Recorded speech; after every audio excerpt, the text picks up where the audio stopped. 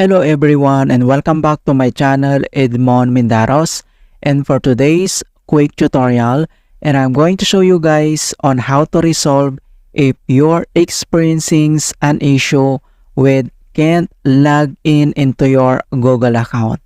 And without further ado, and let's go ahead.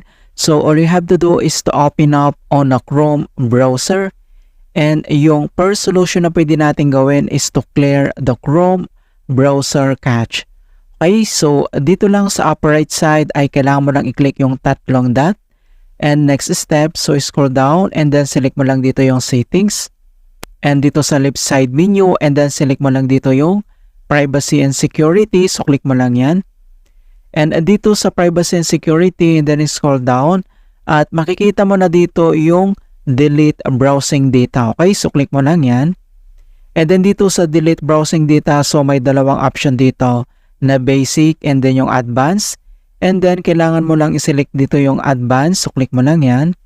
And dito sa advanced, so dito lang sa time range ay may mga option dito na pwede mong i-select, like last hour, last 24 hours, last 7 days, last 4 weeks, and then select mo lang dito yung all the time. And next step ay kailangan mo lang i-select dito yung cookies and other site data, so check mo lang yung box. Browsing history, yung download history, and then yung cache, images and file, so i-check mo lang tong box. And then dito lang sa right side ay makikita mo dito yung delete data, so click mo lang yan. Okay, so makikita mo na dito na deleted Chrome data, and then click mo lang dito yung okay. Alright, so other solution na pwede natin gawin is so same dito lang sa left side menu, and then scroll down and then select mo lang dito yung reset settings. And dito lang sa right side makikita mo dito yung reset settings, and then dito yung restore settings to their original defaults. Okay, so click mo lang yan. And then reset settings. So makikita mo dito yung other informations kung magre-reset tayo. Okay, so nandito yung kailangan mong i-read.